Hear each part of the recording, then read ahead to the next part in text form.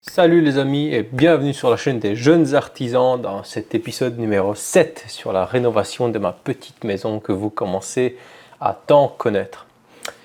Je vous annonce tout de suite, ça va être un épisode un petit peu différent de ce que j'ai l'habitude de faire sur ma chaîne. Enfin non, pas tellement en fait, ça va être un regroupement de stories Instagram avec moi qui fais un peu de voix off, des explications. Pourquoi? Tout simplement parce qu'en fait, quand on rénove une toiture, ou en général du travail d'extérieur, mais un peu moins jardin, surtout les toitures, en fait, on ne peut pas se permettre de commencer à poser une caméra et de filmer, parce que, vous le savez, enfin vous commencez à le savoir, que filmer, ça prend systématiquement 2 fois, si pas 3 fois plus de temps. Et une fois que vous découvrez une maison, eh bien, il faut très vite la couvrir, en tout cas très vite avancer pour mettre la natte delta, les tuiles, etc. Donc pas possible de filmer. Ceci dit, j'ai quand même pensé à vous et j'ai fait plein de stories sur Instagram. Donc je vous invite à me suivre sur mon Instagram, jeune-artisan. Parce que tout ce que je vais vous montrer, en fait, ceux qui me suivent sur Instagram, eh bien, quelque part, ils l'ont déjà vu. Voilà. Donc les amis, je vous annonce tout de suite que cette toiture, ça va être la toiture la plus complexe que vous avez vue sur le YouTube Game français. Toute proportion gardée, on ne parle pas de la charpente de Notre-Dame, attention. Ceci dit, c'est quand même une maison qui est vraiment bizarre, avec deux toits, un en pente comme ça et un en pente comme ça, qui sont collés ensemble. Les deux toitures ne sont pas du tout parallèles, donc la maison en plein axe, en plein centre, elle fait ça. Donc vous vous rendez bien compte que du coup, les corniches avant, arrière, elles sont parallèles au mur, mais pas perpendiculaires aux murs latéraux. On a un mur qui est plus court que l'autre. En fait, tout est de travers. C'est pas compliqué, vous allez voir. Il y a eu des défis à relever dans tous les sens. Ça va être très enrichissant. Moi, je ne suis pas couvreur, donc je ne vais pas commencer à m'inventer une vie. Je suis artisan professionnel. Je rénove des maisons et des appartements. Je peux même en construire sans problème. Ceci dit, la toiture et le double vitrage, c'est vraiment deux postes que quelque part, je ne veux pas dire que je déteste, mais que j'essaie d'éviter à tout prix. Parce que voilà, c'est pas trop mon dada, c'est pas ma tasse de thé. Mais étant donné que c'est chez moi, j'ai préféré me lancer et essayer et apprendre sur le tas quelque part. Et vous allez voir qu'en fait le résultat n'est pas si mal. Allez, c'est parti.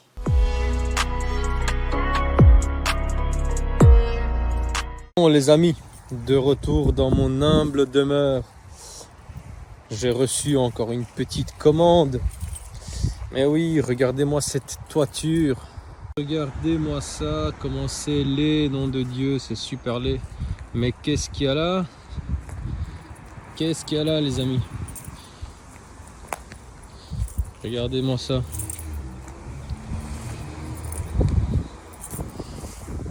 Regardez-moi ça. Bon, ça m'a coûté un bras, hein, je vous cache pas. Ça m'a coûté un bras, les fêtières, tout est là. Oh, je vais m'amuser. Je vais m'amuser. Voilà. Ah, j'ai hâte. Ça m'a coûté un bras. Je vous cache pas que pour l'instant, je suis en train de flamber comme pas possible. Mais bon, c'est comme ça. Hein. Quand on achète un truc, un truc surtout aussi déglingué que cette maison, ben, on s'attend à ce que ça nous coûte la blinde. Donc bon, j'ai commandé aussi les Velux. Donc tu vois là sur la maison, il y aura 3 énormes Velux au-dessus de la cuisine. 1m60 sur 1m14 pièces, des Velux électriques. Donc autant te dire que ça va être pas mal. Ça va être pas mal. Bon, allez, je finis ma journée. Moi, en tout cas pour aujourd'hui, c'est déjà pas mal. Quoi qu'il arrive, tiens, regarde-moi ça. Oh là là, c'est pas une maison, ça, c'est une grange, nom de Dieu. Quoi qu'il arrive, prenez soin de vous. Et moi, je vous dis à la prochaine. Bye bye. Voilà comment ce projet a commencé. Par une petite story. Et en fait, tout de suite après, dès que les matériaux sont arrivés, nous avons commencé à démonter toutes les tuiles en... Eh bien, en quoi, figurez-vous, quel est le meilleur matériau que nous aimons au monde? L'amiante, les cocos. Toute la toiture était faite en amiante, donc méga galère. Voilà. Et nous avons découvert toute la maison. En découvrant toute la maison, eh bien, on réalise que les poutres principales de maintien de la charpente sont complètement dézinguées par la pluie. Elles commencent à voiler, on aurait dit des hélices d'éoliennes, c'était n'importe quoi. Donc j'ai décidé ni plus ni moins que de changer, de doubler, de remplacer la plupart, si pas la totalité des poutres. Je vous ai dit, si vous avez suivi l'épisode 2, que la maison a été infestée de mérules de par une infiltration que nous avons eue, que j'ai eue plutôt, dans le chéneau central. Je vais vous montrer une photo du chéneau central et vous allez vite comprendre en fait que c'est la catastrophe. En fait, c'est là où les deux toits, les deux pentes inclinées se touchent. Donc vous vous rendez bien compte que quand il y a des fortes pluies, eh bien, il y a toute l'eau qui s'agglomère là au centre. Et en fait, il y a intérêt à avoir un super écoulement pluvial, sinon c'est le débordement et c'est la catastrophe. Et là, c'était le débordement, les amis, pendant 25 ans. La maison n'a pas été habitée 25 ans, il n'a plus dedans pendant au moins 20 ans. Donc, développement de mérules, etc., etc. Donc, ce que j'ai décidé, c'est tout de suite, ce que nous avons décidé, c'est tout de suite de faire partir les bois contaminés. Tu vois, les bois contaminés, puisque la mérule, ça ne se traite pas, il faut enlever et brûler. Et en fait, on a tout renforcé par des chevrons 9 sur 6, je pense. Ceci dit, la toiture arrière, j'estime qu'elle avait les chevrons avaient quand même une gueule assez belle. Donc ça, j'ai décidé de ne pas les changer. Ils étaient vraiment durs, en sapin très très solide, c'était magnifique. Par contre, la toiture côté rue, elle était complètement déglinguée. Il a fallu tout enlever, toute la charpente. On n'a pris aucun risque. Du coup, je me suis retrouvé avec pas de charpente en fait. Donc ça, c'était magnifique. J'ai tout refait en neuf. Et finalement, je vais vous montrer quelques stories. Et vous allez voir, c'était magnifique.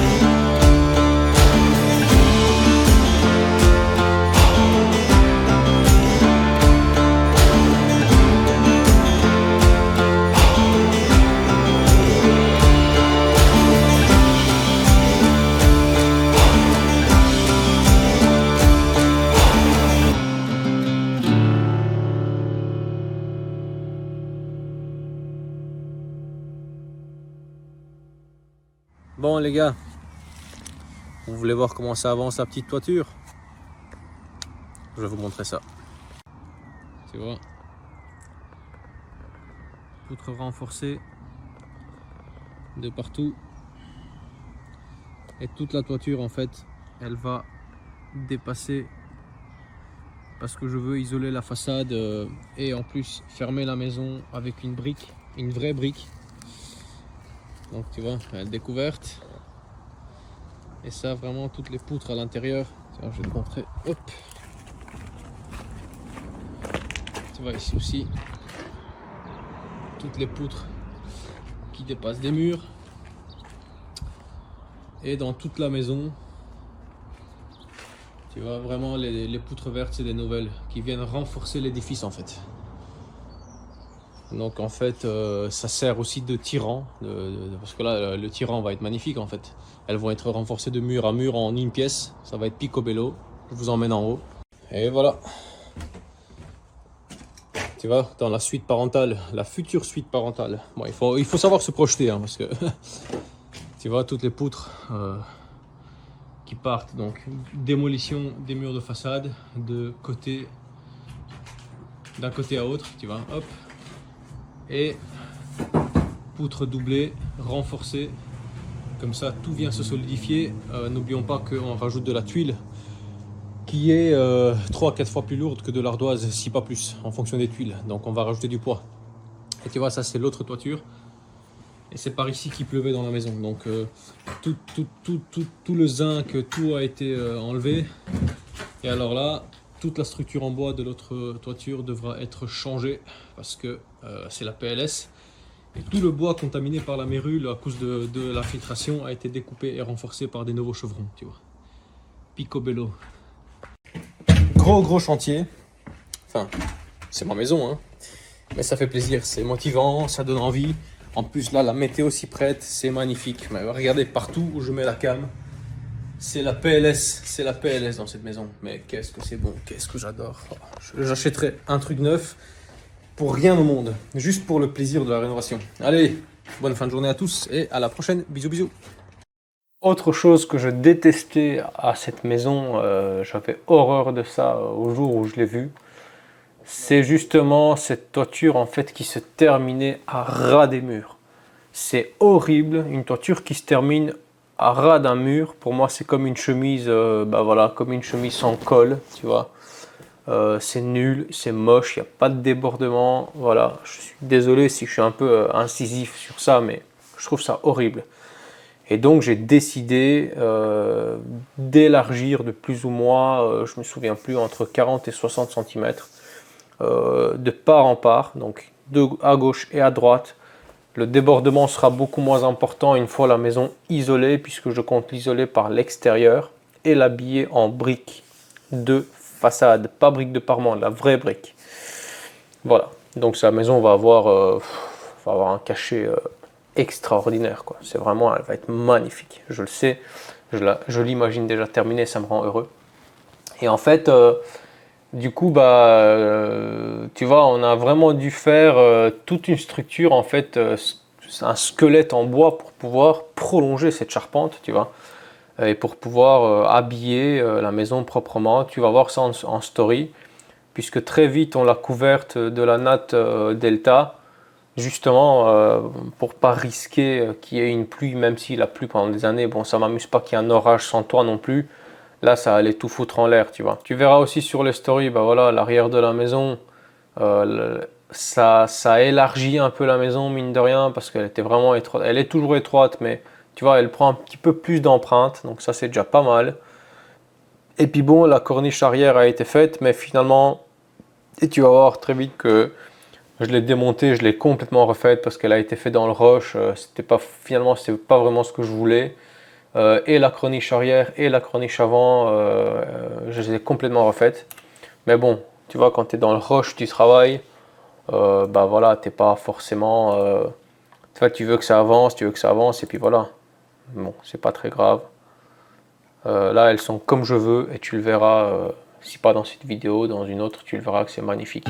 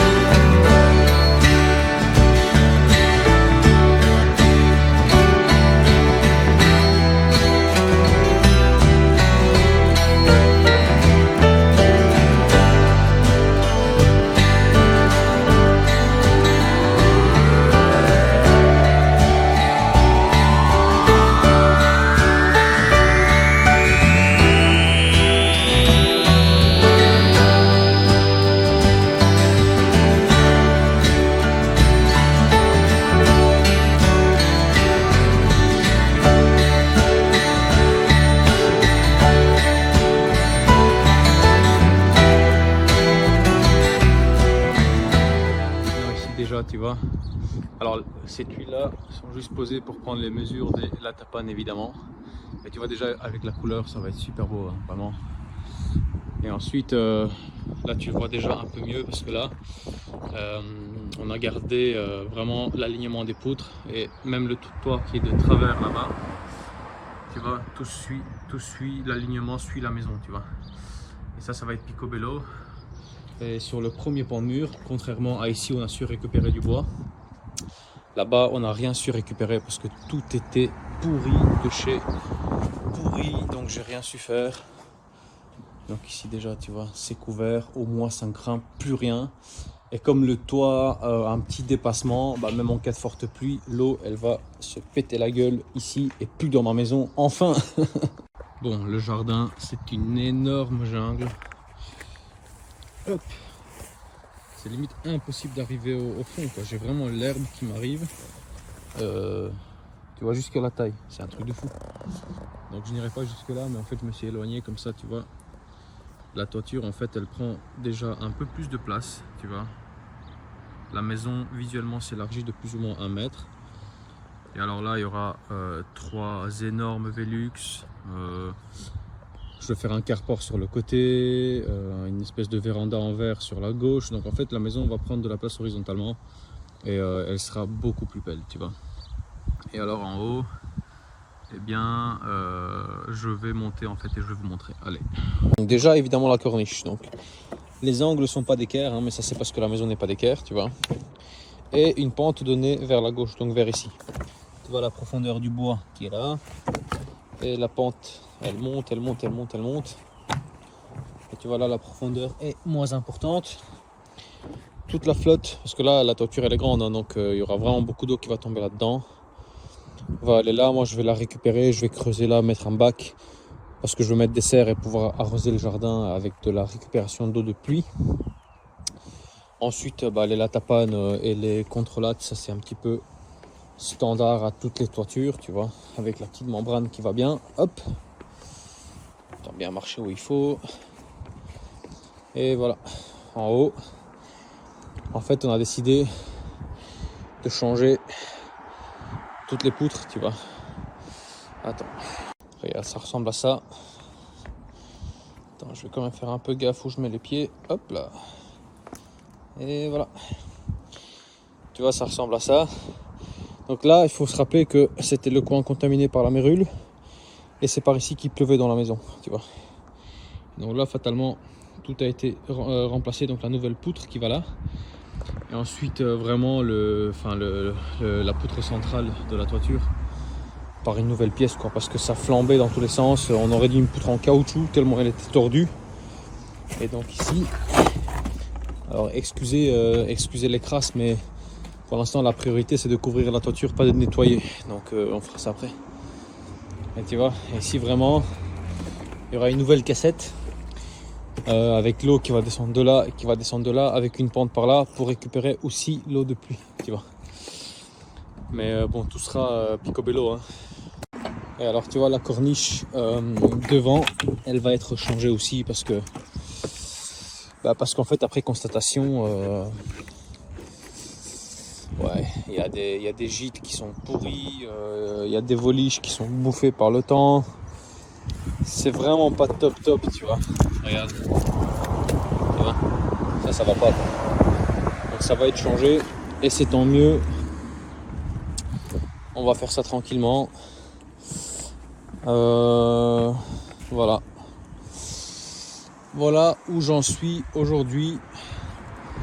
Beaucoup de boulot, mais petit à petit ça va le faire. En fait ici, tu vois, là je vais avoir la descente vers la maison si tu veux, vers la suite parentale. Mais ici en haut, à mon avis, ce sera une chambre pour les enfants quand j'en aurai. Voilà. Et donc ici pareil, hein, du dessous, tu vois, tout est couvert. Là, il n'y a vraiment plus aucun risque qu'il pleuve dans la maison. Et ça, c'est vraiment tout bon. Donc encore demain, hop, bien tout couvrir comme ça. Tu sais, on est en Belgique, hein. Un jour il fait soleil, un jour la météo décide de te la mettre à l'envers. Donc ça peut être pas mal de couvrir assez rapidement. Et voilà, ça avance hein, petit à petit. Alors les amis, qu'est-ce qu'il y a derrière moi? Oh, ça fait du bien, je vous cache pas. Les tuiles acéto sont enfin placées. Je vais vous montrer ça, mais là je suis sous pic glycémique. Je vous dis tout de suite, je suis sous pic glycémique. Tellement ça fait du bien de voir sur cette épave de maison une nouvelle toiture. Elle est loin d'être terminée, rassurez-vous. Mais je vous montre ça. Alors, primo, la fêtière qui va être placée là, tu vois. Ça, ce sera fait demain ou mercredi, à voir un petit peu le planning. Et regarde à quel point la maison est de travers, mais je te le montrerai d'en bas. On voit un petit peu mieux. Tu vois. Là, on va dire que ça va encore. Puis là, ça repart de travers. Avec la fêtière qui sera mise en haut. Hop. Voilà. Corniche centrale à réaliser en zinc. Ça, je vais le faire un petit peu plus tard. Et voilà, les tuiles, va falloir que je les coupe en sifflet. Donc c'est une toiture quand même assez technique, mine de rien. Allez, je vais monter un peu plus haut et te montrer quelque chose. Hop. Hop.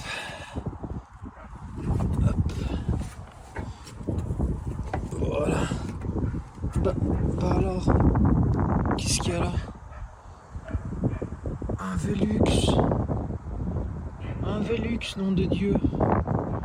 Ah, on va aller voir ça de l'intérieur. Je vais te montrer. Il faut quand même que je fasse un peu gaffe parce que là, tu vois la fêtière centrale qui sera placée ici. Mais ça prend forme, ça prend forme. Regarde. Hop. Hop, hop, qui part par là. Et encore une fois, tout est de maxi travers. Allez, on va en bas et je te montre à l'intérieur. Alors, tu vois, là, ça part encore un peu en sifflet parce que on n'a pas le choix, hein. La maison est alignée à la rue. Et puis il y a une partie qui part un petit peu plus comme ça, mais ça c'est vraiment la configuration inchangeable de la maison. Et le Velux qui se trouve juste là, très bien placé. On va aller derrière, je vais te montrer. Donc voilà les amis, à quel point la baraque est de travers, de maxi travers, tu vois. Explication pour les novices, parce que pour ceux qui ne sont pas dans le bâtiment, là ça commence à être un petit peu technique. Donc on va plus parler de corniche, de fêtière, de tout ça, on va parler de partie haute, partie basse et partie latérale. Donc si on veut, la partie basse et la partie haute qui est là sont parallèles. Les parties latérales sont parallèles également. Mais dis-toi que la toiture que tu vois là, c'est un peu un losange. En fait, là on est en angle fermé, angle ouvert. Angle ouvert, angle fermé, tu vois. Et donc moi je voulais impérativement garder l'alignement des tuiles perpendiculaire à la partie basse et à la partie haute, parce que les Velux seront également mis perpendiculaires à la partie basse et à la partie haute. Et je peux pas mettre déjà des Velux avec une tuile qui arrive en biais dessus. Voilà, déjà même j'ai l'impression que même cette explication c'est un peu complexe. Bon, je continue. Tu vois, et en fait moi pour terminer une jolie finition, ce que je dois faire, c'est à chaque tuile qui m'arrive au bord, eh bien je dois la couper dans le sens de la toiture. Impossible de mettre des tuiles de rive sur ce genre de toiture, c'est pas possible. Enfin, une tuile de rive, si tu veux, c'est ce qu'a le voisin là, tu vois la tuile qui revient sur la finition. Bah, ici c'est impossible fatalement, donc il faut que je fasse un zinc un poil plus haut que les tuiles et que je fasse une finition en zinc latéral. Voilà, c'est une des toitures les plus compliquées que j'ai dû réaliser. Enfin bref, je vais aller à l'intérieur pour te montrer le Velux. Voilà les amis, hop là.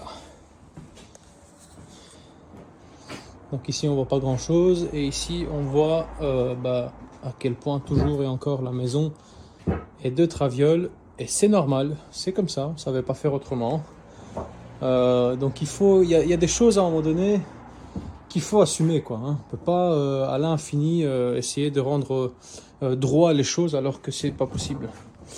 Donc voilà, hop, tu vois, et là ça va être plus tard pour la chambre des enfants. Hop. Hop, comme ça.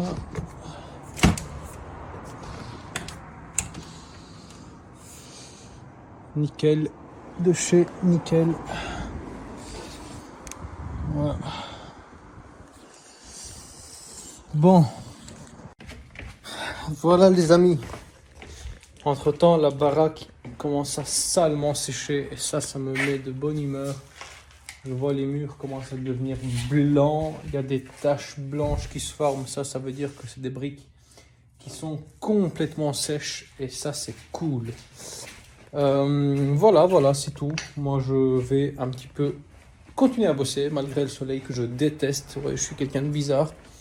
Je préfère largement le mauvais temps au soleil, mais c'est comme ça, on n'est pas tous pareils, hein, les gars. Allez, bon après-midi à tous et moi je vous dis à la prochaine. Bye bye.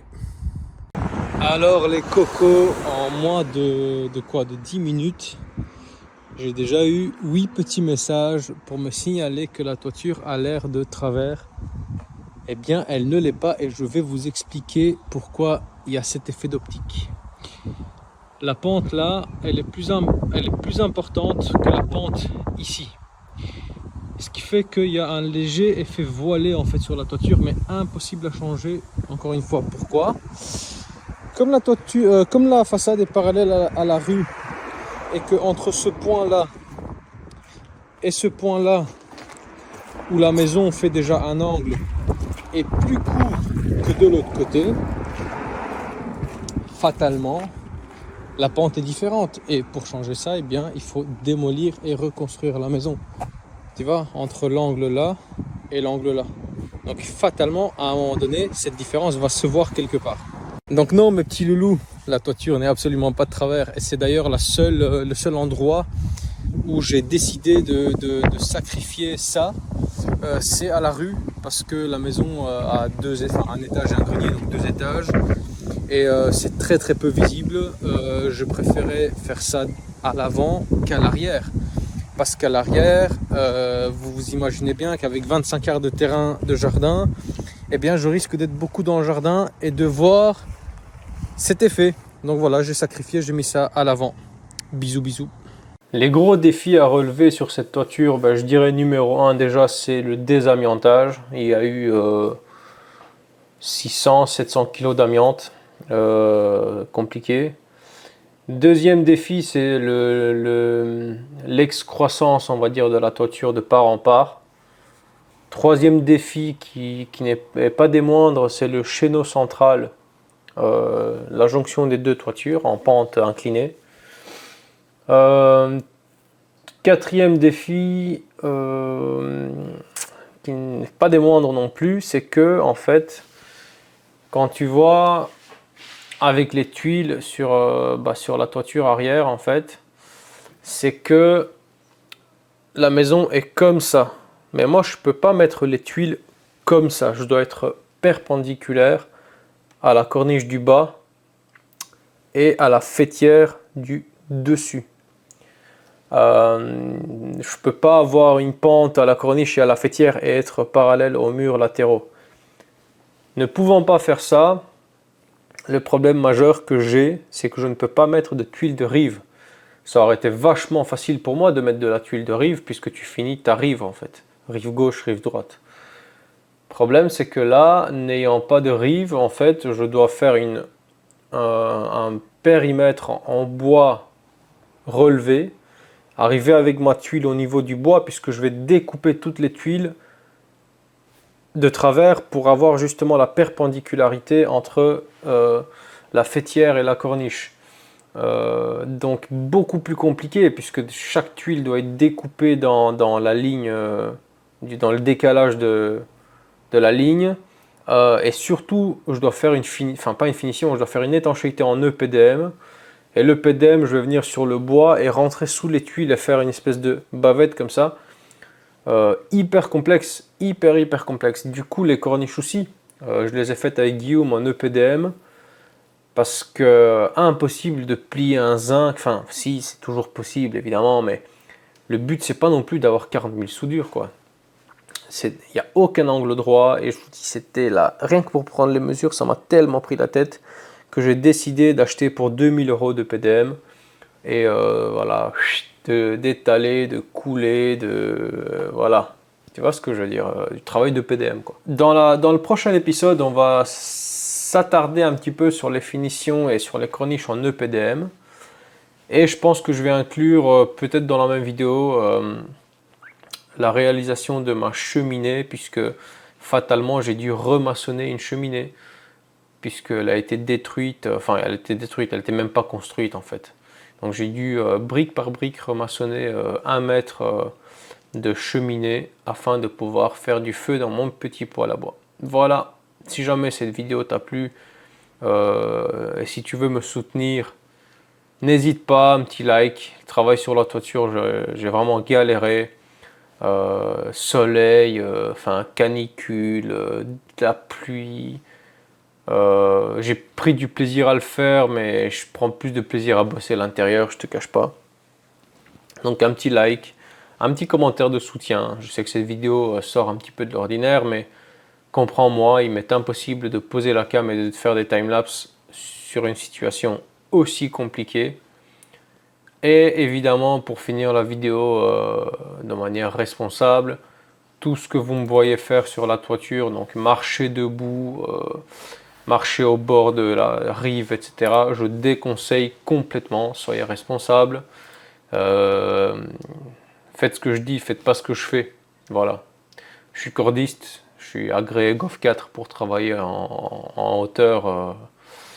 Mais il n'exclut pas que je dois me mettre en sécurité, donc je sais que je suis en tort de ne pas me lester avec une corde quand je travaille en hauteur. C'est juste que c'est tellement chiant et j'ai tellement confiance en moi que voilà, honte à moi, j'ai décidé de sauter l'étape de la sécurité, on va dire, mais bon, voilà, faites pas ça, c'est pas bien. À la prochaine les amis, je vous aime beaucoup, bisous bisous.